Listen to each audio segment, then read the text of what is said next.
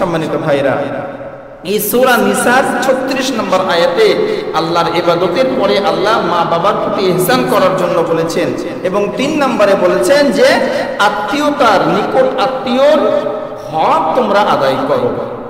নিকট আত্মীয়র হক তোমরা আদায় করো, তাদের উপরে তোমাদের যে হক আছে, যে অধিকার আছে, এই অধিকার থেকে তাদেরকে বঞ্চিত করো না। তাদের অধিকার, তাদের হক তাদেরকে বুঝিয়ে দাও। আল্লাহ রাব্বুল আলামিন এই সম্পর্কে পবিত্র কোরআনুল কারীমের 13 নম্বর সূরা রা'দের 25 নম্বর আয়াতে আল্লাহ বলেন, ওয়াল্লাযীনা ইয়ানকুদুনা আহদাল্লাহি মিন বা'দি মিসাকিহি ওয়া ইয়াকতাউনা মা আমারাল্লাহু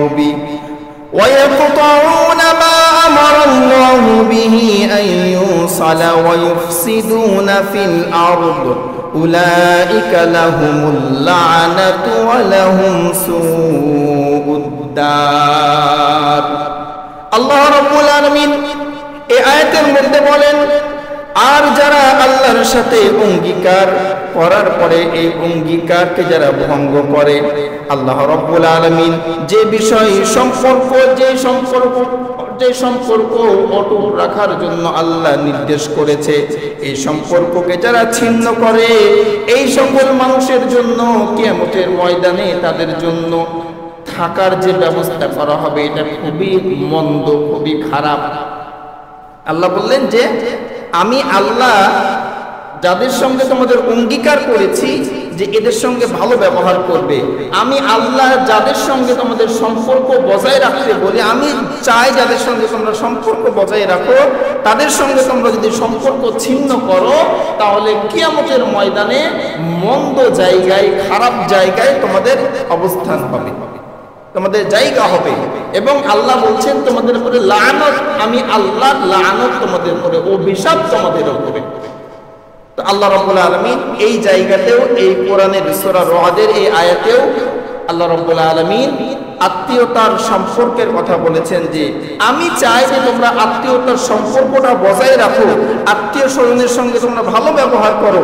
আর এই ভালো ব্যবহার যদি না করো তাহলে তোমাদের প্রতি আমি আল্লাহ লানত এবং কিয়ামতের ময়দানটা তোমাদের ভয়াবহ হবে, খুব কষ্টদায়ক হয়ে যাবে।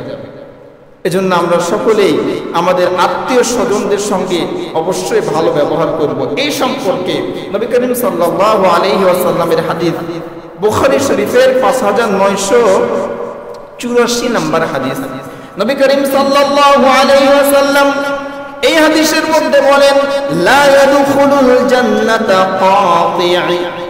নবী করিম সাল্লাল্লাহু আলাইহি ওয়াসাল্লাম বলেন, যে ব্যক্তি আত্মীয়তার সম্পর্ক ছিন্ন করবে, আত্মীয়তার সঙ্গে সম্পর্ক বজায় রাখবে না, ওই ব্যক্তি কখনো পশ্চিমকালেও জান্নাতে যেতে পারবে না। নাউযুবিল্লাহ। কত ভয়াবহ বিষয় যে আপনার আত্মীয়র সঙ্গে, আপনার ভাই ব্রাদারের সঙ্গে, আপনার মামার সঙ্গে, আপনার চাচার সঙ্গে, ফুপুর সঙ্গে, খালার সঙ্গে আপনি সম্পর্ক বিচ্ছিন্ন করেছেন, আপনি কখনো জান্নাতে যেতে পারবেন না। আমরা মনে করি নামাজ, রোজা, হজ, যাকাত এগুলোই মনে হয় ইবাদত। এই আত্মীয়তার সম্পর্ক বজায় রাখা এটা নফল কোনো কাজ না, এটা ফরজে আইন, আল্লাহর পক্ষ থেকে আদেশ। এটা যেন কোনো বিষয় না, এটা আল্লাহর পক্ষ থেকে আদেশ যে মানুষ তাদের আত্মীয়তার সম্পর্ক বজায় রাখবে, ভালো রাখবে।